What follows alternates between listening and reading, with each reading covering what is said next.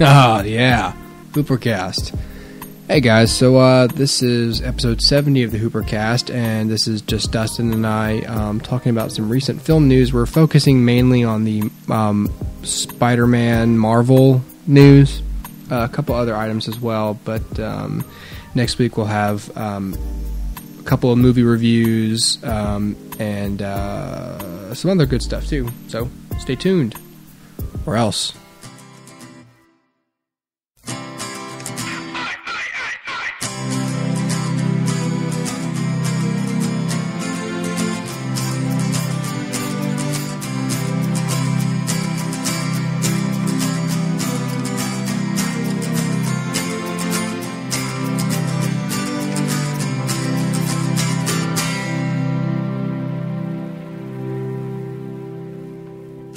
Hey everybody, welcome to episode 70. Hi Dustin. Hey Hooper. Hey, we are communicating differently this time because who needs Skype, right? We do. Yeah, just us. Just the two of us. Yeah. I'm sorry to any listeners if we've ruined the illusion that Dustin and I are in the same room when we do this. We're most assuredly not. We're in the same spiritual room. Indeed. But not physical. We're actually a state away from each other. Oh, yeah. State of mind away. State of mind. Oh, man. State of being. Crazy. So how you doing, Hooper? Oh, well, I'm good. I got my TV installed today, so that's I can legit. Finally start catching up on some shows this weekend. So I'm pretty pretty stoked about that. That is, if does AMC.com and like ABC.com, do those? I mean, you can plug in Uverse and Comcast info. I mean, I assume DirecTV is part of that. Yeah, I think that's one of them too. Yeah. But see, DirecTV also, like, their DVR, they can only record a certain amount of shows at a time, though. That's the drawback. Mm-hmm. Like, Uverse was like, you can record every single channel on Earth at the same time if you want. Right. I was like, well, that's excessive, but I'm impressed. I never quite expected what has happened recently in film news to happen. Yeah. Which is what, Dustin? Spider-Man is back with Marvel. Ooh! Now, let me try and recap what I think I know about this, because I haven't read anything. This is based on conversation I overheard, and I think one article I read yesterday. But the way I understand it, Marvel and Sony, who owns the film rights to Spider-Man, reached an agreement that Sony would reboot Spider-Man for the third time, the second reboot, so third iteration of Spider-Man, and that he would appear in Marvel Captain America 3 Civil War. Yes. And I think one subsequent standalone film. Yes. Thus far. Right. And I think that's good, because I like Marvel. Marvel seems to be handling their characters better than other studios are handling their characters. Sure, yeah. Especially as we've seen with the recent Spider-Man movies. But I don't know. I don't know that I'm really that interested or excited to see Spider-Man at this point. He's been around so much and changed so many times. I'm sort of exhausted. What do you think?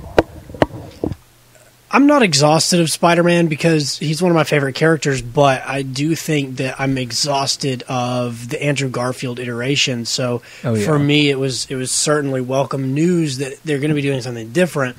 It's just I'm not sure that I really want him in the MCU. I mean, I do, but I would prefer if he had been there from the beginning. I mean, I'm not sure that it's official yet that he's going to be in Civil War. I assume he will because he plays such a pivotal role in that comic miniseries. So I'm not sure that he's going to appear there. I don't know that that was a part of the announcement. Maybe that happened later. I can't remember, but I'm not sure if that's official. But I think it's a good bet because it's more likely that he'll show up in Civil War than, say, Guardians of the Galaxy 2. I'm actually split on this though as a Spider-Man fan because I guess Spider-Man's got such a big universe in and of himself. What do you think about this, Hooper, that it's actually sort of shortchanging Spider-Man to have him with all of these other characters, whereas it could be argued that characters like the Hulk doesn't quite have the supporting cast that, say, Spider-Man does. So when the Hulk is in MCU, it doesn't hurt him as a character as much as it might Spidey, just in terms of giving screen time to a supporting cast. What do you think about that? Here's how I would have preferred it from the get-go. I would have preferred it if Spider-Man had always been in the MCU. Yeah. And I essentially agree with what you're saying. He's got such his own autonomous cast of characters that I think they're going to crowbar him in here, and it's cool. It'd be cool to see him join them and be part of the universe. But yeah, it's almost like, all right, well, when are we going to tell his story by itself, though? And so what I'm hoping is that this deal is more of a formality. I'm hoping that Marvel's intention was really just like, let's just get Spider-Man back. And, so we can make the movies better, because then we can rake in the money. Right. And the fans will be happy because we'll be treating the character better with more respect. Mm-hmm. And if we want to shove him into these other films, we can. I hope he's not going to be a big part of a lot of these movies. Yeah. It's a little weird at this point that Spider-Man would show up in Civil War, like the third Captain America movie, and all of a sudden he's like, "Hey guys, I've been around. I just avoided you guys because right." Yeah. That's what I keep thinking. How do you explain his absence? How are they going to, especially in New York where the Avengers took place? Where was Spider-Man? Yeah, where were you? He was just like, yeah, I was just at Aunt May's. Yeah. Why? I don't know. It's so weird to think that he's been out there running around. So maybe he's not. Maybe they're going to go origin story and like have him gain his powers after the Battle of New York or something like that. Yeah. That way you can kind of sort of justify that. But then I kind of don't like that because I don't know. He just seems so crowbarred in there. Here's why he shouldn't be in Civil War. And everyone's saying he's a big part of Civil War, Yeah. In Civil War, Peter Parker takes off his mask and reveals his secret identity to everybody as a way of saying... Spoiler alert, Hooper. Yeah, well, spoiler alert for this comic. He does... It's been out for a while. Yeah, he does it, and he does it because he's on Captain America's side for a while, but then he's seen too many people get killed, and so he talks to his family about it, and then he's like, I'm making this decision. I'm Peter Parker, and everyone's like, oh... That has zero impact when you see him for the first time in the Marvel Cinematic Universe. So if his first appearance in the MCU is Captain America 3, so he's revealing his secret identity right off the bat, it carries no weight. Mm-hmm. It carries weight in that that he's never done it before in the history of comics or screen time. But in terms of with that actor, you've not seen him carry the burdens or sacrifices that Spider-Man has carried. It's true. So him coming out and saying, "Oh, I'm just a kid who's a photographer." And there's no impact. Weight to it. And then you're going to put him in a standalone movie where everyone knows who he is. Right. They shouldn't put it. The story, honestly, I understand that's an important plot point in Civil War, but if you're going to adapt it to the screen, you could have easily cut that out. Sure. Well, and also, and I think that was their plan from the get-go, but also keep in mind in the comics, they never really had any intention of Peter being Spider-Man without the secret identity. So after Civil War, it wasn't very long before he made the deal with Mephisto to sort of retcon everything that had happened. So Marvel didn't really have any stories to tell with, where everybody knows that Peter is Spidey and vice versa. So to me, it's going to be weird if they do that. Obviously, in the first standalone Spider-Man movie, they're not going to have him make a deal with the devil to retcon what happened in Captain America. So they're going to have to tell the story where he has no secret identity, where everybody knows that Peter is Spidey. And I think that's weird because not even Marvel Comics wanted to do that. So it would be weird for the cinematic universe to do that. And even if you even if you have him gain his origin within the Marvel Cinematic Universe, the best part about Spidey being teamed up with all these people was the fact that he'd been doing it for a while. Right. Like, and that's why I sort of felt like these characters all have their own histories, but now they're working together instead of everyone's new to the table and we're all sort of feeling out how we should do things. It's like, yeah, I've been Spider-Man for, a few years and I've seen some stuff. I'm pretty young and you guys have seen some stuff, but, I'm very self-assured as Spider-Man. And so to have him be coming into his own while, like, as a part of a group as opposed to on his own, which is the whole journey of Peter Parker is his isolation. Right. It's not making him a douchebag like they did with Andrew Garfield, but it is changing the story dynamics that make Peter Parker who he is and how he grows. Sure. No, I agree with that. And I think just by throwing him in, I think what Marvel's almost doing, it seems, is like they're banking on the fact that everybody knows Spider-Man, and so you'll come into the movie and assume a lot of the things. That way they won't have to redo the origin story.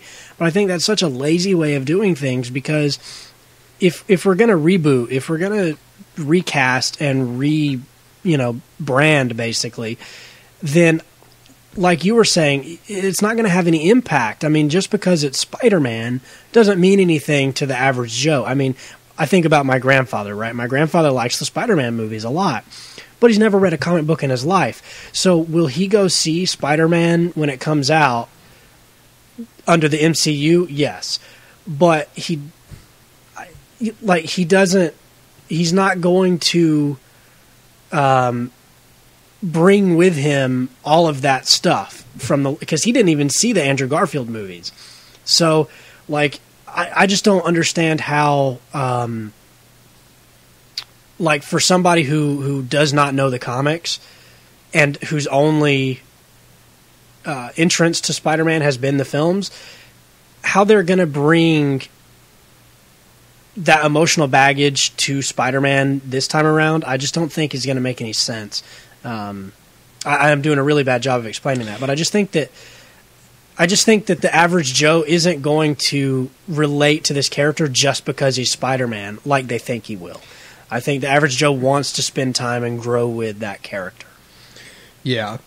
That's sort of been their battle ever since they discontinued Raimi, is getting you to side with Peter and want to be a part of his whole journey. Sure. I mean, but part of me too, let me ask you about this. I don't know that have they said that Andrew Garfield is done? I believe so. I don't know if anyone has. I feel like that's I almost feel like it's been like pseudo decided, but maybe it hasn't been decided by the actual studios. Yeah, see, I don't know, because I do know they're still going ahead with the Spider-Man spin-offs. Sinister Six, all of that stuff is still happening. So how can that happen if they reboot? So that makes me think almost that either Sony is just super delusional and they think they can continue making Sinister Six without the Spider-Man that it spun off of, or they just aren't going to change just yet. Andrew Garfield, I've always said I like him. I think he was a victim of bad writing. Yeah. But let me ask you about this rumor. I heard this rumor that they're actually they're exploring the possibility of using Miles Morales as Spider-Man, and as in the comics, if Andrew Garfield starts out as Spider-Man in the MCU only to kill him, that would leave that continuity open, and then also allow them to sort of reboot and redo Spider-Man in the MCU as Miles Morales. What do you think about that? I mean, would you be open to seeing Miles Morales? I'd be open to it in terms of strictly movies. Let's forget the comics and the character history. I'd be open to it simply because everything they've done recently has not worked. Sure. But I think it hasn't worked because of Sony, not because of the story being, Peter. Right. Too tired. So I would have no problem with them continuing with Andrew Garfield and pretty much excising everything else. Take Andrew Garfield with you because he's the face people recognize now. He's not. He's actually very well cast as Peter Parker. Sure. but get rid of Mark Webb, get rid of Kurtzman, Orsi, and whoever else is writing those movies. Get rid of those. Get rid of basically the creative team behind the recent Spider-Man movies. Yeah, and yeah. I mean, if you're going to have any sort of carryover, I only want Andrew Garfield. You know, sure. I don't even want Sally Field. I just want him. I agree. And I don't want the parents' story. I don't want any of that continuity. Essentially, just take him because he's recognizable and retcon everything else. Sure. Throw him into Captain America and into the next solo movie with only a couple of things left over. With only the stories. Throw him in there with only the events that have happened that are in the comics. Like, forget about the parents. You can carry with him the Gwen Stacy death. Mm-hmm. You know, but forget the parent story and drop the attitude. You know, have a new team of people who understand him, write him, because you have an actor who understood him but was given a different direction. What's he going to do? Quit? Right. You know, like it. So I'm. If they recast him, I'm fine with that. I don't care. Sure. But if they want to keep Andrew Garfield, that's fine. I don't want the leadership from the Amazing Spider-Man movies involved in this. I want Kevin Feige, and I want Marvel's people. That's all. I agree, and I don't think they'll I don't think they'll go Miles Morales. I think they kind of know that Peter Parker is Spider-Man to the vast majority of people, and in order for this to work, you know, really give the fans what it is that they've wanted, whether they've known they wanted it or not, is Peter Parker standing next to Tony Stark. You know, two scientists, one still in high school and the other professional. Give us that, and I think that people will really, really latch onto that, whether they kind of think they want it or not. I think they will latch onto it because it's such a good sort of pairing to have these characters together. Again, you know, I wish this had happened from the beginning. Yeah, I wish that they had sort of worked all of this in so we could at least have a Spider-Man movie leading up to his appearance in another character's film. That way we kind of get to know him. We get to see where his head's at. Yeah. You know, we get to know his supporting cast and know where his head's at. We get to understand the continuity when he comes into Captain America. We'll understand exactly what he's just come off of. You know, if it's just beating the Green Goblin for the first time, or, you know, Gwen Stacy's death, or whatever it is, we will know exactly what he just comes from. Whereas if they just throw him into Captain America now with no origin, nothing like that, we're like, okay, at what point is he? We can't quite know. And unless they specifically bring up, like, my girlfriend died, then we won't know if it's before Gwen's death or after. Right. Which, you know, Peter is a very different character before and after. And so I think that's important to know where he's at in his journey. And, I wish there was just a movie prior to whatever it is they're going to throw him into, if it's Civil War or whatever.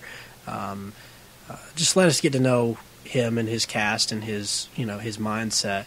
And I think a cool thing about having Peter still be in high school while the Avengers is out there saving the world. Yeah. I think that's such a cool thing to have him almost like starstruck when he meets the Avengers for the first time. Yeah. You know, wouldn't that would just be such a cool moment? Like, he wants to be an Avenger. You know, and whether at the end of Captain America 3 or whatever, he's like, yeah, I don't think I want that anymore. You guys are jerks or whatever, is a different story. But I just wish we had more time to get to know him. And I can't imagine a circumstance where they can write Civil War with enough Act 1 for us to really get to know Peter before the conflict happens. Not without muddling the story of that movie. Right. And I'd rather them not risk that. Right. I agree. And that was the beautiful thing about Winter Soldier, is it was so much Steve's story. And there were other characters for sure, but Steve, the spotlight was on him the whole time. And that to me is sort of what made it work so much. So Civil War has me worried anyway, just because it seems like he's going to have to split the time between him and Robert Downey Jr., and then to throw in a Spider-Man who the audience is going to want to see, and this is his first introduction, you're just going to steal the spotlight from Captain America in his own movie. Mm-hmm. But, at the end of the day, I'd much rather have Kevin Feige overseeing Spidey than Avi Arad, and if this is what it takes to do that, then I'm all for it. And they have a much better chance of getting this right than Sony ever did. So I'm for it as long as they cast the right guy.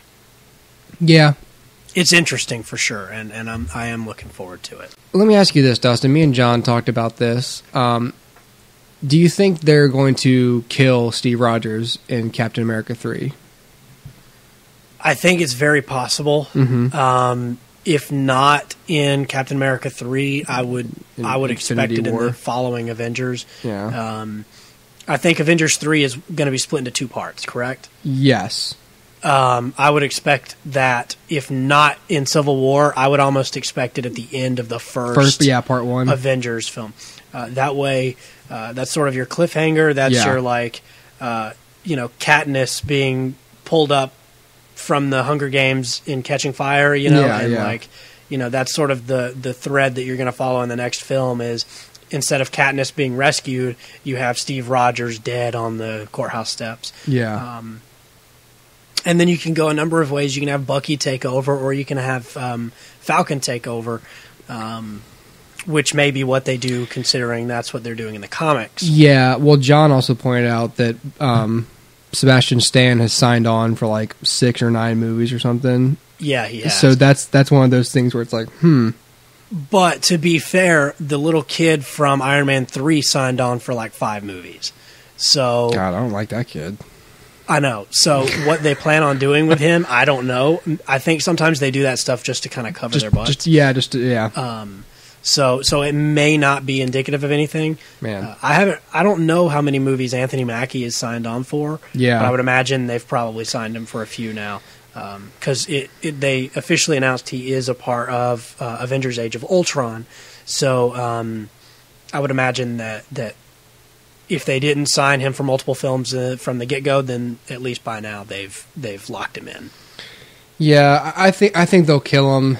I mean, and it's sort of, he and I got into a bigger discussion about what they would do with, at what point would they replace the other characters. I mean, you got a new Captain America, and, eventually you got to replace the Hulk. I mean, unless Mark Ruffalo wants to keep coming back and keep hulking out, they're going to get rid of Thor at some point, and they'll have someone else or no one else replace him, and especially if you get Spider-Man in there, then that's a compelling character. So you got the Winter Soldier, you got Spider-Man.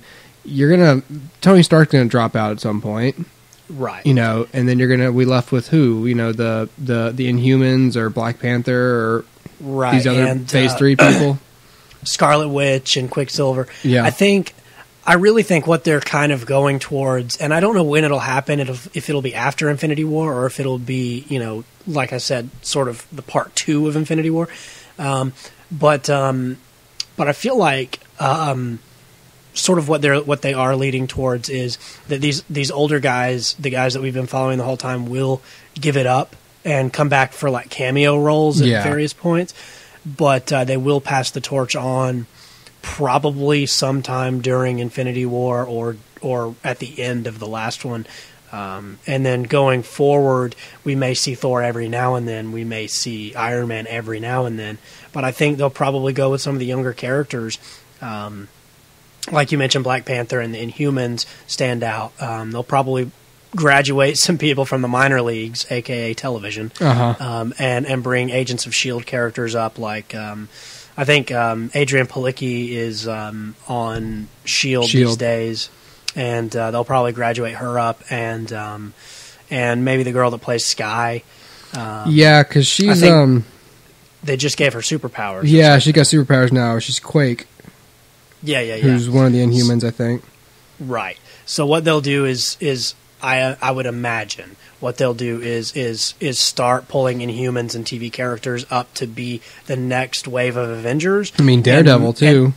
Yeah, Daredevil, all the Netflix characters, Luke Cage, Iron Fist, all of that stuff, and they'll bring those characters in for the next wave, and it's possible at that point that the Guardians of the Galaxy will become more of an Avengers staple, but I feel like up until Steve and Tony go, I think Guardians will kind of keep its distance. And as long as James Gunn is involved, I think he really wants to keep his distance. Yeah. And I'm not sure how to feel about that, but yeah, I think that's definitely what they're leading towards, because they know Chris Evans, all the Chris's that they have are just going to end up being like, I'm done. Yeah, so. Well, it's really hard. I mean, the two of them have the most physical work in terms of keeping in shape for their roles, and after a while, they're like, Chris Evans could jump now and he'd be fine. His career has been everyone's career is better because of these movies. Exactly. So like they all can jump whenever, and right. I know Robert Downey Jr. will stay as long as they can do something. Like I don't think he really wanted to do any more aside from the Avengers movies, and then they said, well, what about if we did Civil War and Cap 3, because that's a different direction for Tony, and he said that's interesting, and that's why he signed. Because he wasn't going to do another Iron Man movie, because he was like, well, what else is there to tell as an individual story for Tony Stark? They said, well, what if he feels responsible? And I think what I mentioned too is I think the events of Cap 3 will lead to Steve's death, and I think Tony will carry the guilt into the other Avengers movies. Yeah. So that's an interesting thing to do with him. But then I think Tony will die in the part 2 of the Infinity War. Right. I think he'll die then. If Cap's not already dead, he'll be dead, and Thor might just go back to Asgard forever, and they'll seal it off, and they'll be like, all right, no more Earth stories for him. Yeah. And then I think Bruce Banner will go back into hiding, and then and the new ones will take over, because at a certain point you need to wrap up their stories. It's kind of like juggling plates. You keep juggling plates, eventually put one down, or you're going to drop it and it's going to break. And then it doesn't matter how well you juggled the plates for how many years, you still broke it. Right. So they need to conclude some of this after these Avengers films. I think you're absolutely right. Because then if you're me, for me it's just like, look, and then if these new people suck, I don't have to worry about them being tied to the characters I like. Yeah. I can always have the movies that my favorite actors were in, and I'll always have that. And I can, at least if the stories are concluded, then they won't taint these characters by continually bringing them back into dumb movies. Exactly. Exactly. You mentioned the Hulk going back into hiding. I always figured that they'll probably end his story with him in space. I mean, why not? Because they're going to do the whole point. They could do the Planet Hulk thing. They could do Planet Hulk and then end him and just be like, okay, he just stays on another planet somewhere. But yeah, no, they've got to end the stories at some point, and and I think they know that. I think they're conscious of that. If they don't, they're testing fate as it is. I mean, what if Chris Evans got in a car wreck and died?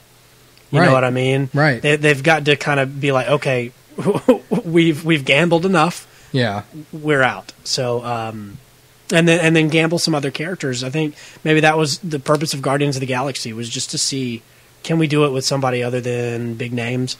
And so I don't know.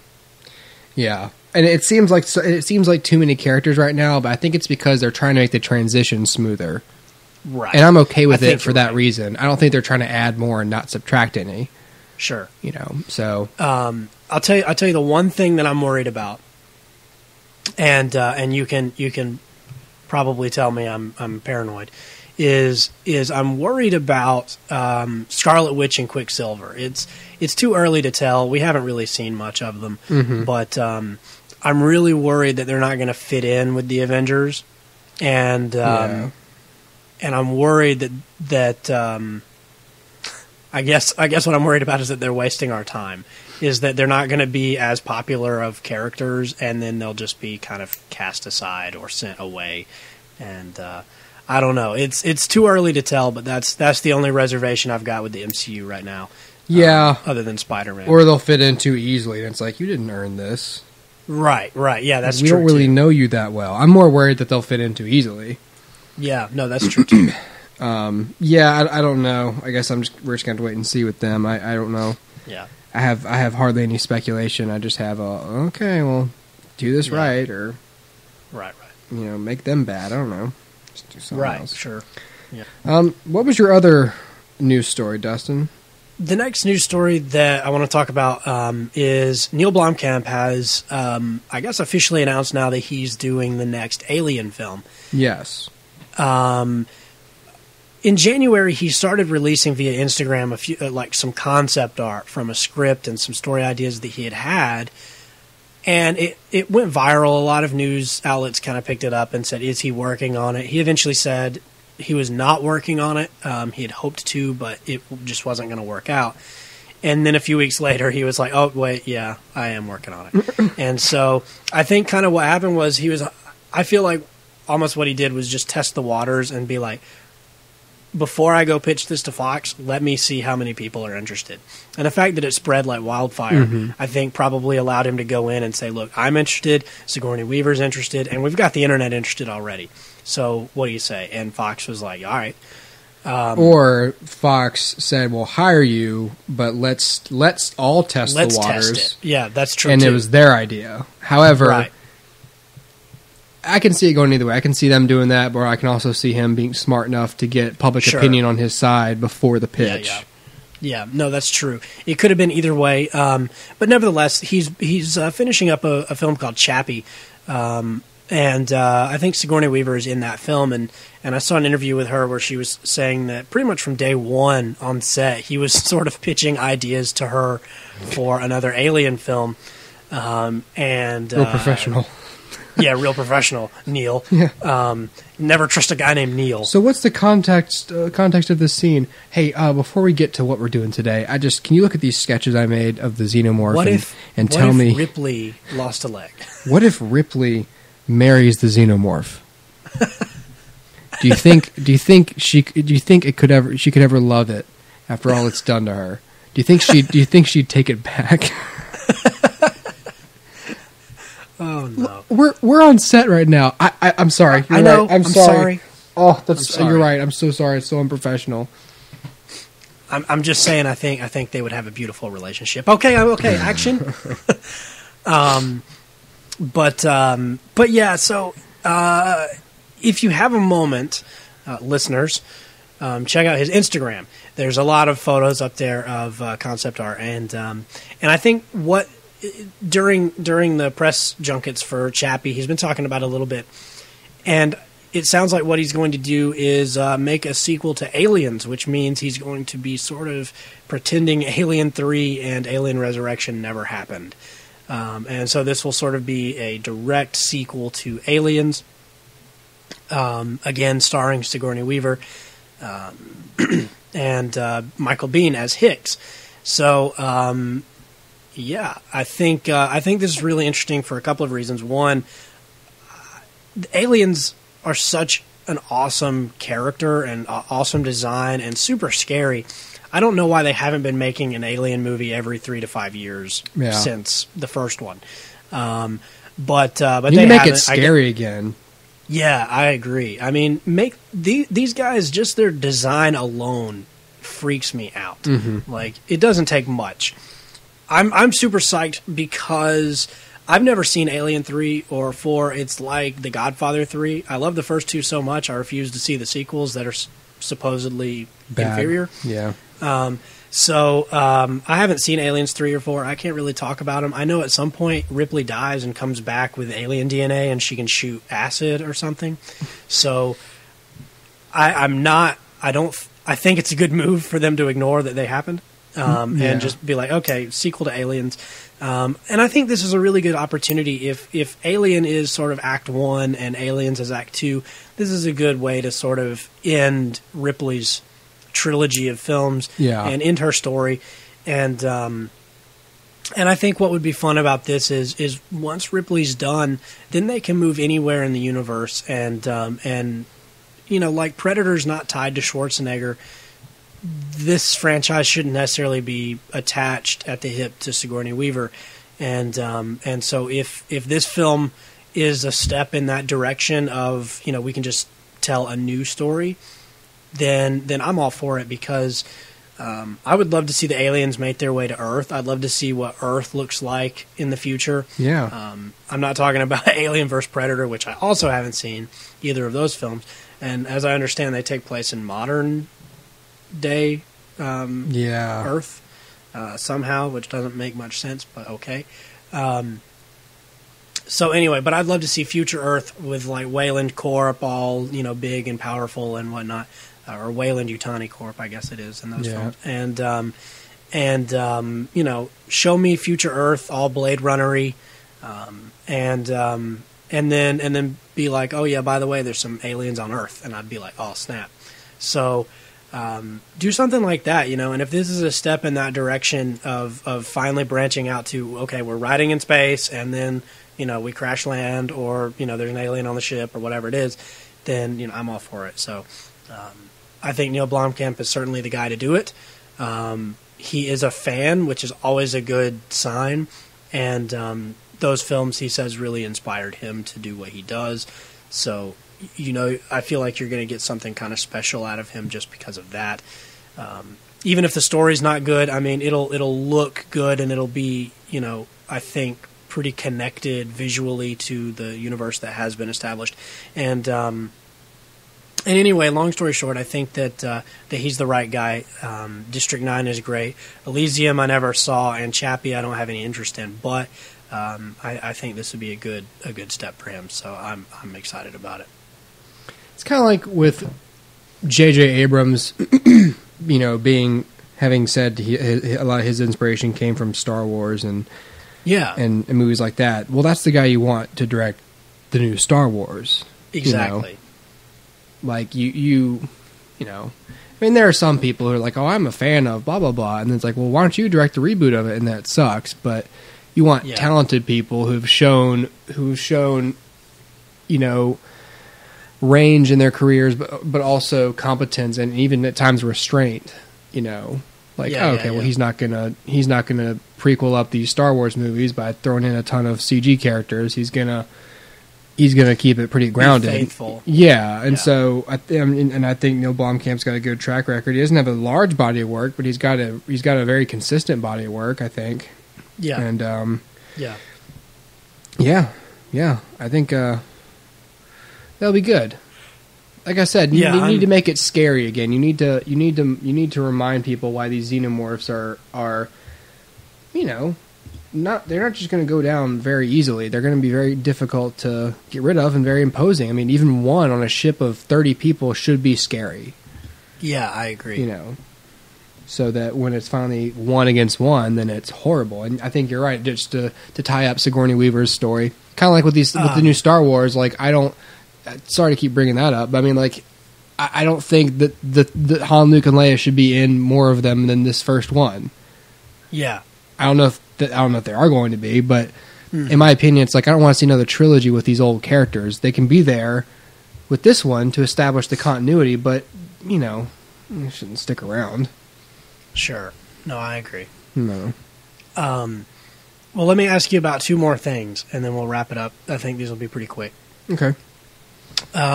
First, a few weeks ago, I guess probably about a week ago, Zack Snyder released an image of Jason Momoa as Aquaman. Did you take a look at that, Hooper? I think I saw it. I'm looking at it now. He's all silver and stuff. Desaturated or something. Yeah, it's desaturated. What do you think of this image? Well, I'm actually a fan of it. I think it makes Aquaman seem savage. Yeah, which I think is actually kind of a cool way to go. I think a lot of people spend a lot of time thinking about Aquaman as king of Atlantis, and so he looks sort of regal, and he has but I like this savage looking one. He seems definitely intense, like a badass, and not like a well, this is true. Like a waif, he doesn't seem like a waif model, Right. I mean, no, but think about like the typical Aquaman in his bright orange, scaly shirt, bright orange mithril. Yeah. That's basically what he is, and anyway, this though, I mean, he has those scaly looking things both in what looks like armor and maybe also in tattoo, and which again sort of looks tribal and whatnot. He's got these legit gauntlets. He's got the big trident, and even the Aquaman A symbol on his belt, like normal. So there is some sort of emblemage there. No, I enjoy the image. He looks savage and crusty and salty and all the sea crusty and salty. and then of course there's Unite the Seven, which could, I guess, either refer to the Justice Leaguers. So does this say that Aquaman is the reason the Seven come together, or is it talking about the Seven Seas and being all nautical on me? I think it's the Seven Dwarves, actually. Unite the Seven Dwarves. Yeah, we gotta go. Yeah. Come on, it's we gotta go around. Where's Grumpy? Where's Sleepy? Where's Drunky and Blitzen and all the other ones? Batman is Grumpy. I can't name a single other dwarf other than Sleepy. I think Unite the Seven has to do with the Justice League. Yeah. I don't think it's the Seven Seas. Sure. Only pirates talk about the Seven Seas. Yar. I'd be Aquaman. I'm interested regardless, but I think it's a cool way to go. If they had gone with the bright orange, it would have been like, I don't know. Yeah. And then the last thing I want to pick your brain about is, and I'm sure this will take even less time, is the film coming up called Creed. Have you read anything about this? I don't know anything about this. Okay, so Creed is a film that should start. It may be shooting now, actually. It opens later this year. Stars Michael B. Jordan as Adonis Creed, the grandson, I guess, of Apollo Creed. And he goes to Philadelphia to train with Rocky. And so for a match. So according to the synopsis, Rocky is dealing with something. It says Rocky trains the young fighter even though he's battling an opponent more deadly than any he faced in the ring, which I don't know, could mean his health or something. I'm not sure. Uh-huh. But I'm excited for this because I love the Rocky movies, particularly the first four. I think they're all really, really phenomenal. Yeah. The last 5 is not very good, and Balboa is okay. But the first 4 are really great, and all for different reasons, really. 5 is terrible. 5's awful. I cannot sit through 5. Yeah, I bought like the Blu-ray set for the other 4. yeah, pretty much. I mean, because everyone has its own little thing. Like, I mean, I guess 3 and 4 are pretty similar. 3 has Rocky and Apollo training on the beach, which seems to be the scene everybody makes fun of most. And 4 has him training in the Alps, so or in Russia. And so anyway, they're all cool for different reasons. But this to me is a cool way to kind of pass the torch and continue the Rocky story without it being a Rocky film. And it's going to be sad as all get out, though, if Rocky dies at the end of this. I'm going to be legit sad if Rocky dies. But I think this is a really cool thing. I love Michael B. Jordan, and I want this to be good. And the only reason I bring it up is because they released the synopsis for it yesterday. So, gotcha.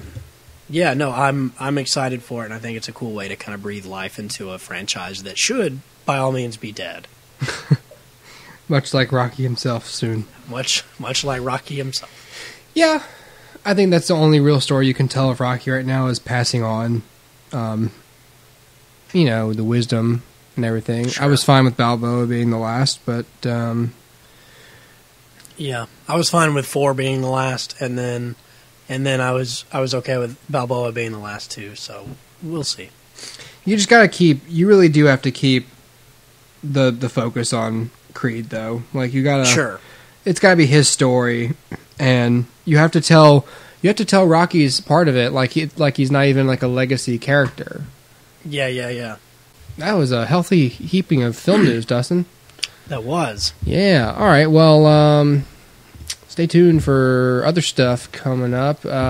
Dustin, in future episodes. Dustin, I believe you and I talk about the SpongeBob movie and a couple other films. And there will also be an episode where Jack and I break down Olympus Has Fallen versus White House Down, just as action movies in general, but also in comparison to each other since the plots are so similar. But we might be doing more of those for those who like action movies. And other film which news. Is everybody.